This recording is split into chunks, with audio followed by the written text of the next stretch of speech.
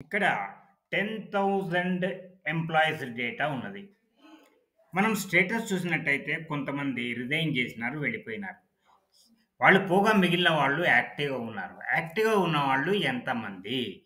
ఎట్లా కౌంట్ చేయాలి? టోటల్ 10,000 ఉన్నారు. దానికోసం మనము కౌంటిఫ్ అనే ఫార్ములా ఉపయోగిద్దాం. కౌంటిఫ్ ఏం చేస్తది? ఒక కండిషన్ బేస్డ్ చేసుకొని అది కౌంట్ చేస్తది. ఇక్కడ కండిషన్ ఏంటిది? యాక్టివ్. యాక్టివ్‌గా ఉన్నవాళ్ళు కావాలి కదా మనకు. నేనిక్కడ ఫార్ములా ఎంటర్ చేస్తా చూడండి.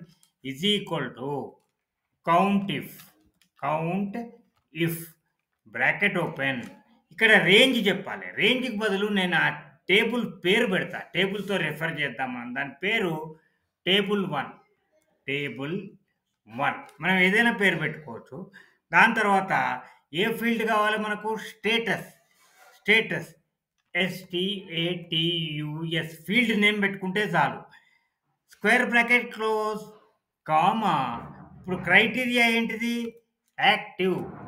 ACTIVE. Inverted commas close, bracket close, enter. చూసిరా? అన్ని సెల్స్‌లో ఎందుకొచ్చిందంటే ఇది ఎక్సెల్ టేబుల్. ఎక్సెల్ టేబుల్‌లో మనకు కాపీ అవుతది. కింద ఈ సెల్స్‌లో కాపీ అయితది. మనకు నష్టం లేదు. అదే వాల్యూ వచ్చింది కాబట్టి.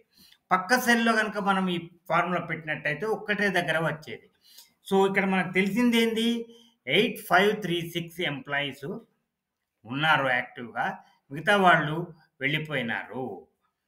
ఈ రకంగా మనం ఒక కండిషన్ బేస్ చేసుకొని డేటాబేస్ నుంచి మనకు కావాల్సినటువంటి డీటెయిల్స్‌ను మనం కౌంట్ చేయవచ్చు. ఇది కౌంట్ ఇఫ్. వచ్చే వీడియోలో మనము కౌంట్ ఇఫ్స్ గురించి నేర్చుకుందాం. అంటే మల్టిపుల్ కండిషన్స్‌ని బేస్ చేసుకొని ఏ రకంగా కౌంట్ చేయాలి.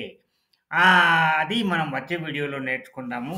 చాలా useful function, basic functions, dashboards మనం క్రియేట్ చేయడానికి ఇవన్నీ ఉపయోగపడతాయి.